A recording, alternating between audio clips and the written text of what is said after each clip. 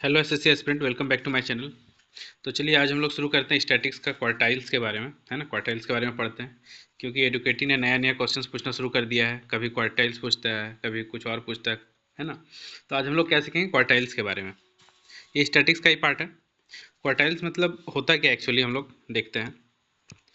Quartiles मतलब क्या है, चार पार्ट में एक्चुअली डिवाइड कर देना। जैसे यहाँ पे जितना भी डाटा दिया रहेगा, है ना, उसको चार पार्ट में हम लोग को डिवाइड करना है। तो जैसे Q2 और Q1, Q2 और Q3, तो एक लाइन को हम लोग चार पार्ट में जैसे डिवाइड करेंगे, ठीक है, तो हम लोग को कितना लाइन देना होगा, तीन पार्ट करना होगा, है ना। तीन पार्ट करना होगा जैसे यहाँ पे दिखाया गया है। तो बीच वाला पार्ट क्या हो जाएगा, हम लोग का मीडियन हो जाएगा, ठीक है। पहला वाला Q1, दूसरा वाला Q2 और तीसरा वाला Q3। जैसे कि आप समझ सकते हैं, एक लाइन है, यदि उसको हम लोग चार पार्ट में डिवाइड करना है तो हम लोग को तीन पार्ट करना होगा, 1 2 3, है ना। तो हम लोग का क्या हो जाएगा, चार पार्ट हो जाएगा। तो ये हो जाएगा Q1, ये Q2 और ये Q3। उसी तरह हम लोग डाटा को करके देखेंगे। तो अभी हम लोग फार्मूला देख लेते हैं कि फर्स्ट क्वार्टाइल का फार्मूला क्या होता है। तो क्या हो जाएगा इसका, n+1/4, है ना। तो n किसको लेना है, n किसको लेना है, number of term, number of term, जितना टर्म होगा। जैसे आप एग्जांपल में समझ सकते हैं कि जैसे 5 है, 9 है, 11 है, 4 है, तो यहाँ पे टर्म कितना हो जाएगा, 4। टर्म कितना हो जाएगा, n=4, ठीक है।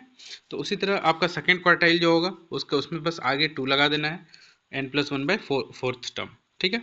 उसी तरह क्वार्टाइल 3 रहेगा तो 3 लगा देना है। इंटर क्वार्टाइल रेंज क्या होगा, रेंज जैसे हम लोग निकालते थे उसमें, ठीक है, उसी तरह सेम रेंज निकलेगा Q3 - Q1। क्वार्टाइल डेविएशन यदि होगा तो Q3 - Q1/2। और कोफिशिएंट ऑफ क्वार्टाइल डेविएशन निकालना होगा तो Q3 - Q1/Q3 + Q1। ये फार्मूला है, ये आपको ध्यान में रखना है। तो एक बार बस फार्मूला ध्यान में रहेगा, बहुत ईजी है ये। चलिए हम लोग नेक्स्ट क्वेश्चंस को करके देखते हैं। तो जैसे पे यहाँ पे डाटा दिया हुआ है, जो भी डाटा दिया है 62, 18, 22, 11, 40, 41 और 70। तो इसमें n देखिए कितना है, टोटल नंबर ऑफ डाटा कितना हो गया, n = 1 2 3 4 5 6 7। n का वैल्यू कितना है, 7 है। तो सबसे पहले हम लोगों को इसको क्या करना है, असेंडिंग ऑर्डर में सजाना है। तो सबसे पहले देखिए असेंडिंग ऑर्डर सबसे छोटा कौन सा है, 11 है, फिर 18 है, फिर 22, ठीक है, फिर 40 है, फिर 41, फिर 62, उसके बाद 70 है। तो टोटल कितना हो गया, 3 3 6 और 1 7, जैसे हम लोग पहले देख चुके हैं 7।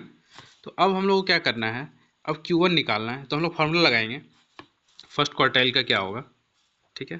फर्स्ट क्वार्टाइल का क्या होगा, क्या फार्मूला होता है हम लोग का, n+1/4।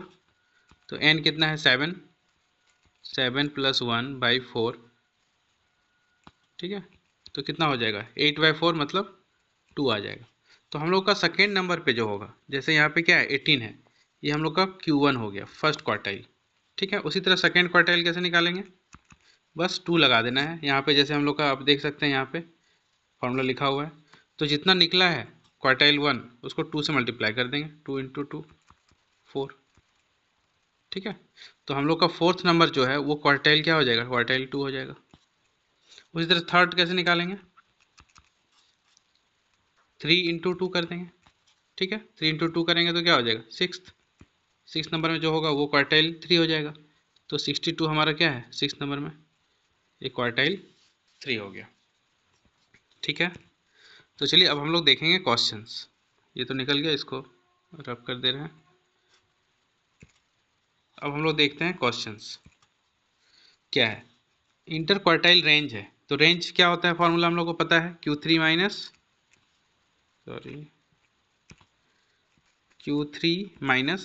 Q1।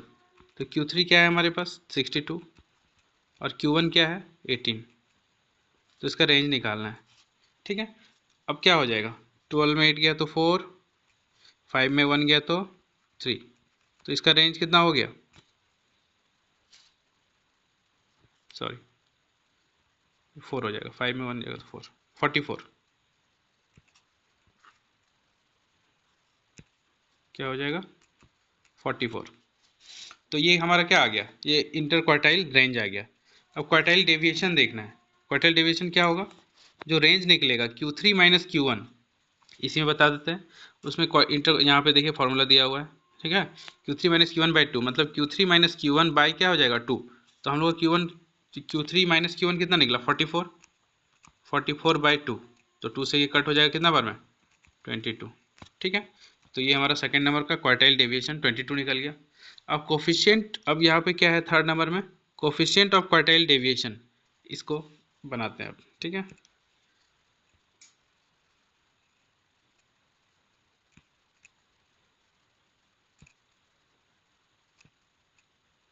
चलिए देखिए इसको, इसमें क्या होता है Q3 माइनस Q1, तो हमारा Q3 62 है, 62 माइनस 18, और Q3 प्लस Q1 62 प्लस 18, ठीक है। तो ये कितना हो जाएगा 62 माइनस 18, अभी हम लोग जस्ट निकाले थे 44, और इसको ऐड करेंगे तो कितना हो जाएगा 80 हो जाएगा। तो ये हमारा क्या हो जाएगा quartile deviation, coefficient of quartile deviation. इसको कट कर सकते हैं हम लोग 4 से 11 बार में, 4 से 20 बार में, तो इसका आंसर कितना आ जाएगा 11/20, ये हमारा आंसर हो जाएगा, ठीक है। तो ये समझ गए कितना आसान है। चलिए नेक्स्ट और क्वेश्चन क्या बन सकता है, नेक्स्ट देख लेते हैं। यहाँ पे दो क्वेश्चन है, इसको देखते हैं। What is the inter quartile range of the data, data ऐसे दिया हुआ रहेगा। First quartile is Q1 equal to 10 दिया हुआ है, Q1 इक्वल टू 10 और Q3 इक्वल टू 30।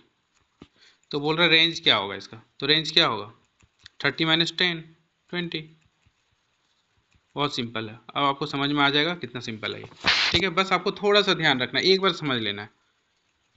अब देखिए इसमें क्या दिया है, क्वार्टाइल डेविएशन निकालना है, ठीक है। क्वार्टाइल डेविएशन पता है क्या होता है Q3 माइनस Q1 बाई 2।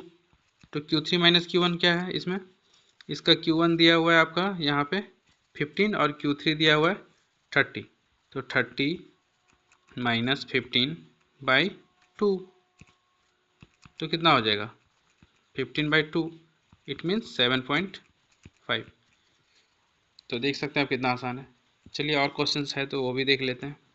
एक क्वेश्चंस, हाँ जैसे आपको पहले हम बताएं Q1 Q3 Q2 और Q3 निकालना है। तो इसमें देखिए n का टर्म जो है पहले कितना था, n इक्वल टू 7 था, बट यहाँ पे n इक्वल टू क्या है 8 टर्म्स है टोटल। अब ऐड कीजिए इसको, देखिए जोड़िए कितना हो जाएगा 1 2 3 4 5 7 8 टर्म था ना। तो अब यदि हमको Q1 निकालना होगा तो क्या हो जाएगा, सबको जोड़ना पड़ेगा। Q1 निकालने के लिए क्या हो जाएगा n+1 1/4, तो यहाँ पे n+1 कितना है 8+1, 8+1/4 मीन्स 9/4, ठीक है। इसको क्या लिख सकते हैं 2.25 ये आएगा।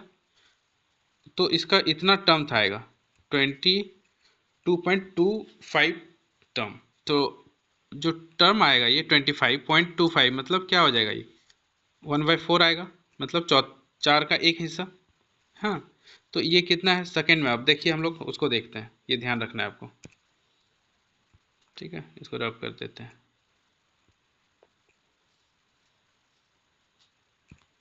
हम लोग को कितना टर्म था आया था Q1 जो था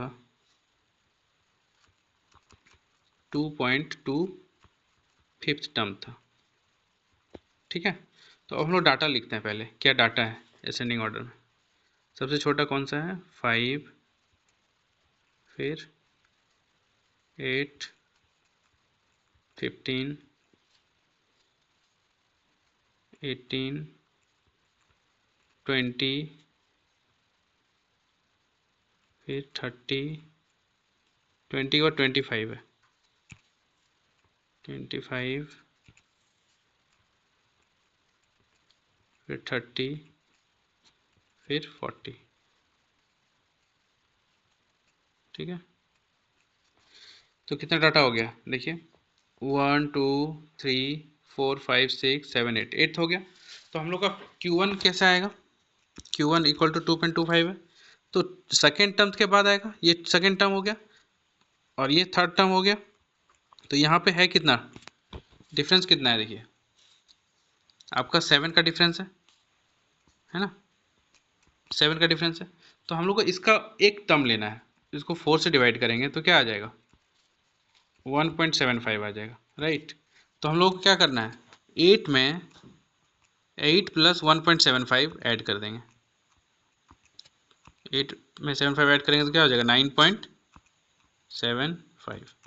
तो हम लोग का Q1 जो होगा, Q1 ये क्या हो जाएगा 9.75। इसी तरह हम लोगों को क्या निकालना होगा, Q2 और Q3 निकालना होगा, ठीक है। तो हम लोग ऐसे भी निकाल सकते हैं, जैसे अब हम लोग को सपोज Q3 निकालना है, ठीक है, फिर से निकाल के दिखाते हैं।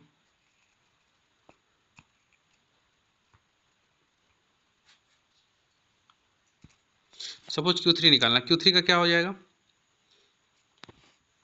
3n+1, n इसमें 8 है हमारा, 3, ठीक है,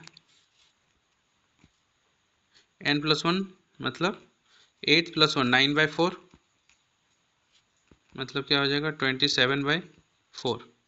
तो 4 से डिवाइड करेंगे तो क्या हो जाएगा 6.75। तो सिक्स टर्म कहाँ पे हम लोग का 4 5 6, ये सिक्स टर्म थे और ये 7 टर्म थे। तो ये दोनों का बीच का हम लोग को निकालना होगा, 7/7.75 मतलब 3/4। तो इसमें कितना डिफरेंस है 25 और 30 का डिफरेंस कितना है 5, इसको 4 से डिवाइड कर देंगे। तो 4 से डिवाइड करेंगे तो क्या आ जाएगा 1.25 आएगा, ठीक है। तो हम लोग को क्या है 1.35 को हम लोग को 3 से मल्टीप्लाई करना होगा, क्योंकि थर्ड टर्म 3/4 है ना। तो 1.25 को 3 से मल्टीप्लाई करेंगे तो क्या हो जाएगा 3.75, ठीक है।